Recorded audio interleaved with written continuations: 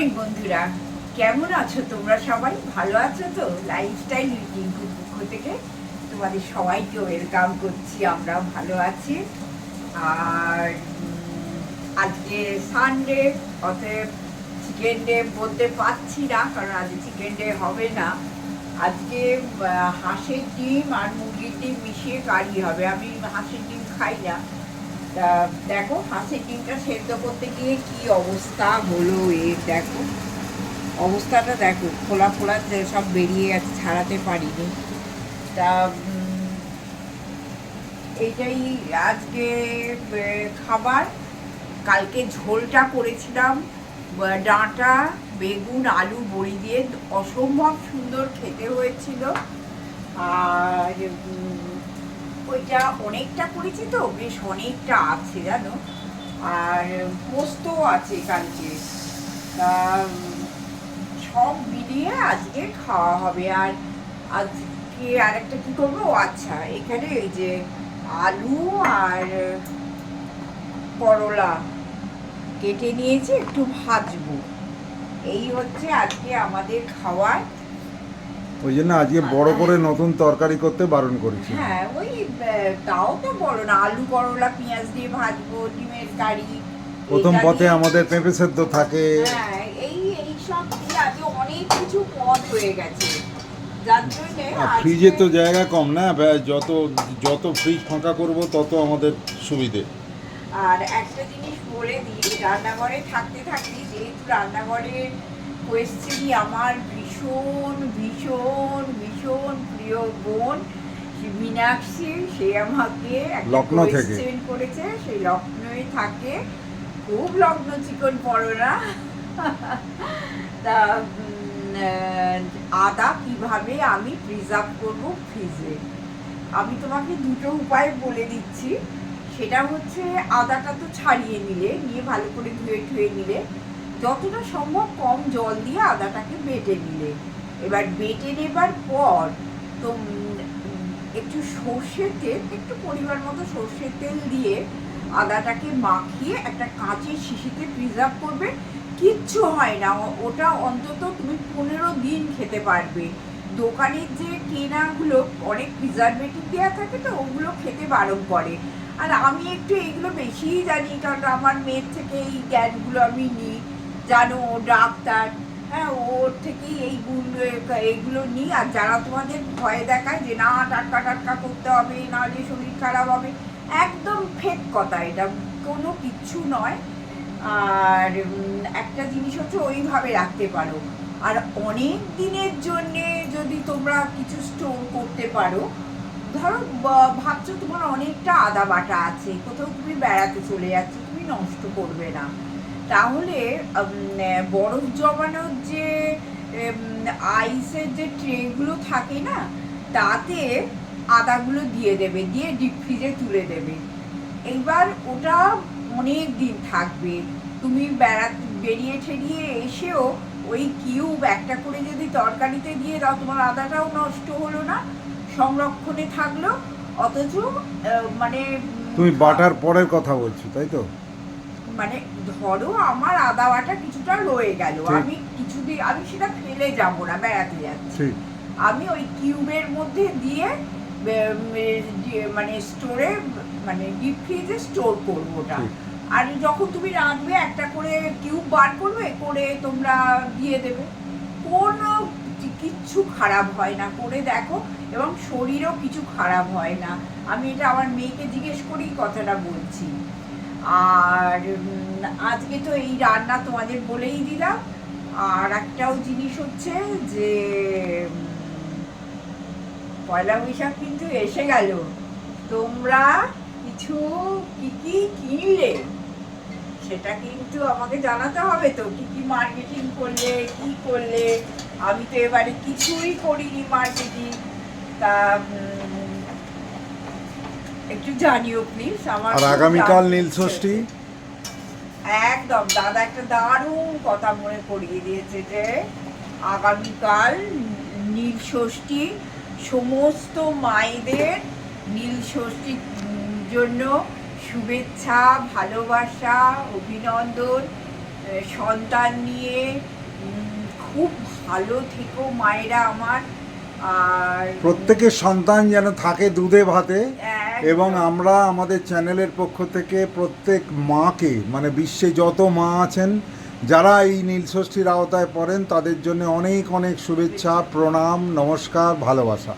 একদম কালকে দিনটা ভীষণ ভালো করে বাবার সেবা করে নীলষষ্ঠী পালন করে তোমরা কাটাও।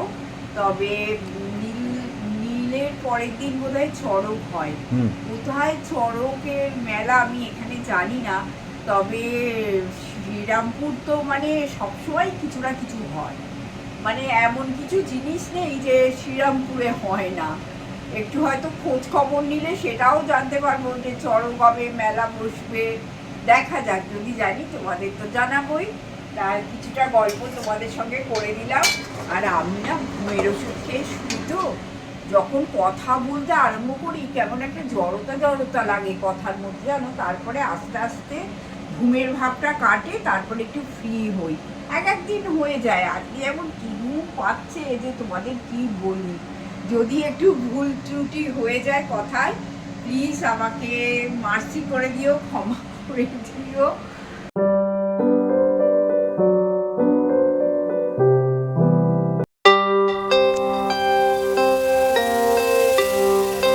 দেখো, ব্রেকফাস্ট হলো।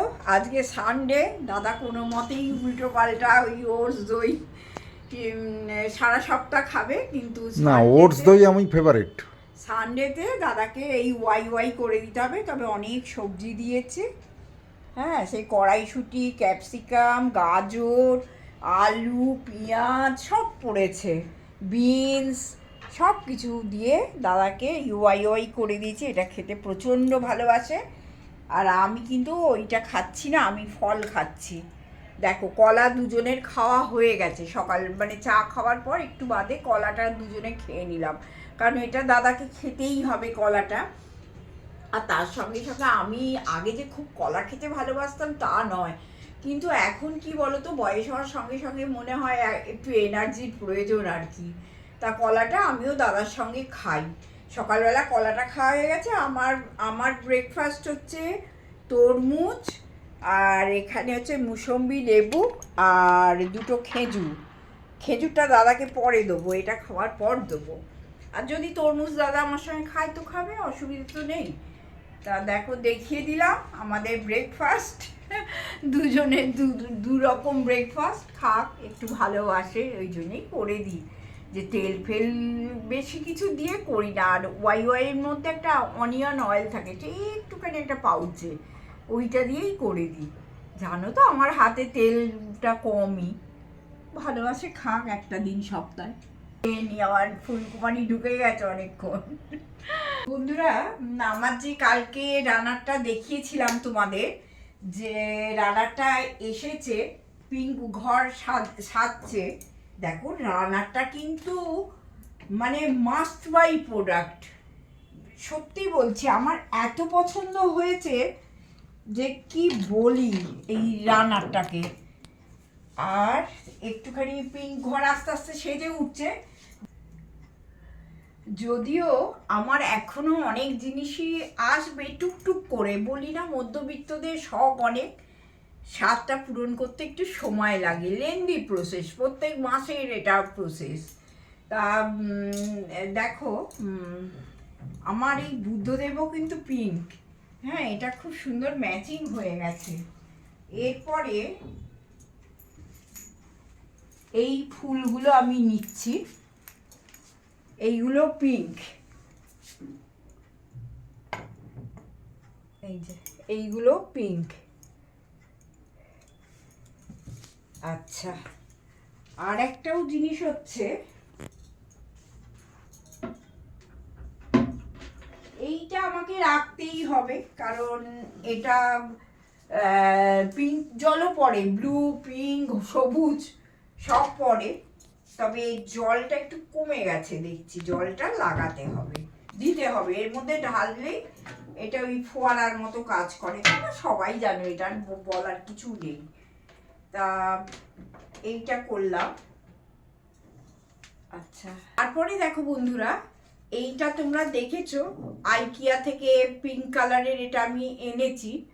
হ্যাঁ, কিন্তু এই ফুলটা জাস্টিস করছে না, কিছু পাচ্ছি না বলে আমি এইটা এখানে রেখে দিয়েছি। তবে এখানে আমি ফুল রাখবো না, যেহেতু এটা একটা টব, এটা আমি একটা গাছ রাখবো, এবং আর সেটা আর্টিফিশিয়াল গাছই রাখবো, কারণ এটা সাজাবার জন্য আর কি। দেখেছো নিচে কোনো ফুটো নেই, এই যে আইকিয়ার জিনিস তো, এটা কাঁচের ওপর দিলেই আটকে যাবে। ভীষণই সুন্দর, কিন্তু আমার ওইটা এখনো কেনা হচ্ছে না, মানে পছন্দ হচ্ছে না।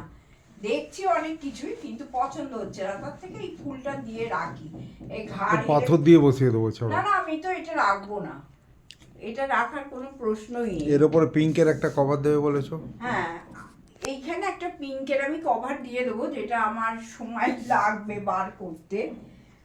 আর হচ্ছে এইগুলোকে কাস্তে দিয়ে দিই, রান্নারগুলো। এইটাও রাখা যেতে পারে, এটা কিন্তু দেখো ব্যাকগ্রাউন্ডটা পিঙ্ক, আর এটা আমিও পিঙ্ক শাড়ি পরে আছি, তাই না? দারুণ লাগবে দেখি ব্যাকগ্রাউন্ডটায়। কিন্তু অড ম্যান আউট আছে। দেখছি, সে ঠিক আছে।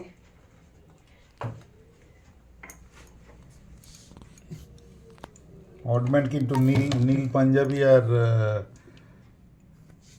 ঠিক আছে, গরদেব ধুতি। কোনো ব্যাপার নয়। আমি তোমার ব্যাকগ্রাউন্ডটাও সুন্দর না?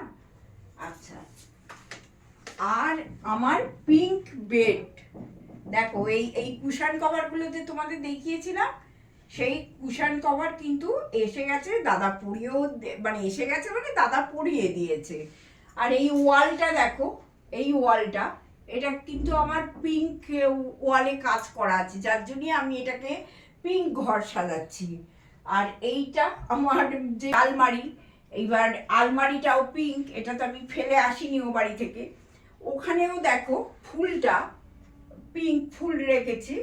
আর এইখানে দেখো এইটা, এটাও কিন্তু পিঙ্ক, এই যে এটাও কিন্তু খুব সফট, দেখো কালারটা কি সুন্দর। এইটাও পিঙ্ক। আমার আস্তে আস্তে কিন্তু পিঙ্ক ঘর সাজছে। আর কিছু তেমন করার নেই, কারণ আমি জবরজম সাজাবো না ব্যাপারটাকে। আর ওখানে তোমরা তো দেখেইছো, আগে দেখেছো কিনা জানি না, স্নেক প্লান্ট আছে, ওই যে একটা টবে স্নেক প্লান্ট রেখে দিয়েছি। আর এখানে কার্পেট পাতা আছে। হ্যাঁ, মোটামুটি এইভাবে আমি আমার এই পিঙ্ক ঘরকে সাজাচ্ছি। শুধু ওখানে একটা গাছ দরকার, একটু ভালো গাছ দরকার, যেটা আমি সিলেক্ট করতেই পারছি না, পছন্দ হচ্ছে না কোনো গাছ। আমি একটু খুঁতে জানো তো, সব জিনিসটা যে পছন্দ হয় তা নয়। তোমাদের দেখিয়ে দিলাম আমার পিঙ্ক ঘরের ডেকোরেশন, সব ঘরই দেখিয়ে দেবো পরপর। হ্যাঁ, একটু একটু করে জিনিস আসছে তো, চলো। শুভ সন্ধ্যা বন্ধুরা। আজকে মনটা একটু ভারাক্রান্ত, মানে পৃথিবীর সমস্ত মানুষই আজকে বোধহয় ভারাক্রান্ত হৃদয়ে আছে, কারণ আমাদের প্রবাদ প্রতিম শিল্পী আশা ভোসলের আজকে আমাদের ছেড়ে চলে গেছেন। মানে কি বলবো, আমি ভীষণ ওনার ভক্ত ছিলাম। আমার যার গানই শুনি না কেন, আশা ভোসলের গান শুনলে মনটা যেন আনন্দে নেচে উঠত। মানে সেই জায়গাটা ভাবতে পারছি না যে উনি ছেড়ে চলে গেলেন। 92 বছর বয়স হয়েছিল ওনার। হয়তো কাল থেকেই টিভির পর্দায় চোখ রেখেছিলাম, ভেবেছিলাম এবারে উনি সুস্থ হয়ে নিশ্চয়ই বাড়িতে আসবেন, কিন্তু সেটা আর হলো না। সত্যি আজকে আমাদের একটা, সমগ্র ভারতবাসীর একটা বিষাদের সুর মনে বাজছে। কিন্তু ওই আর কি, ভিডিওটা তো করতে হবে, শেষ করতে হবে, সেই জন্য আমি এই ঘরে চলে এলাম। তোমাদের বলছিলাম না যে আমার গোল্ডেন ঘর একটু একটু করে সাজবে। তা দেখো, এই টেবিল, এই চেয়ার কভারটা এসেছে। ওখানে ওই যে একটা ব্রেকফাস্ট টেবিল আমরা করিয়েছি কিচেনের কাছে, ওই ব্রেকফাস্ট টেবিলে দুটো চেয়ারে এই পরিয়ে দিয়েছি। যেহেতু এটা গোল্ডেন কালার, একটু বেজ কাম গোল্ডেন, যেটা আমার ঘরের সঙ্গে ভীষণই যাচ্ছে। দেখো এই কালারটা আর এই কালারটা একদমই মানে ভীষণভাবে যাচ্ছে। আর এই পেঁচাটার অনেকে খুব প্রশংসা করেছেন। আমি বলে দেব, মঞ্জুশ্রী জিজ্ঞেস করেছে কোথা থেকে কিনেছি। আমি মিশো থেকে কিনেছি, খুবই কম প্রাইস। তুমি সার্চ করে দেখতে পারো আউল শোপিস বলে, তাহলে পেয়ে যাবে। আচ্ছা, আর টেবিল কভারও এসে গেছে। এখন 21-22 তারিখ পর্যন্ত আমাদের রোজই কিছু না কিছু আসতে থাকবে, আর যখন যেটা আসছে আমি তোমাদের সঙ্গে সেটা শেয়ার করে দিচ্ছি।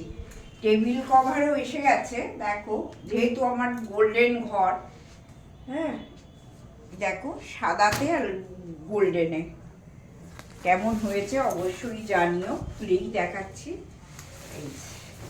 তোমাদের না দেখালে আমার ঠিক ভালো লাগে না। এই যে এইরকম টেবিল কভারটা, তা সাদাতে গোল্ডেনেতে, যেহেতু আমি এটা গোল্ডেন দিয়ে সব সাজাচ্ছি। আর টেবিলের এইখানটা তো তোমরা দেখেইছো যে আমি টেবিলটা এইভাবে সাজিয়েছি। তা এই আর কি, এটাই দেখালাম। মনটা সত্যি খুব ভারাক্রান্ত। অন্যদিন যেমন খুব আনন্দ করে করে ভিডিও করি, সেটা আর পাচ্ছি না ভেতর থেকে, এত কষ্ট হচ্ছে। তবে সব কিছুই তো চলবে।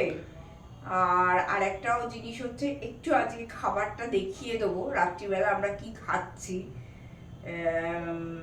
দেখিয়ে দিয়ে ভিডিওটা শেষ করবো। হ্যাঁ বন্ধুরা, আজকে একটা লোভনীয় ডিনার তোমাদের সঙ্গে শেয়ার করছি।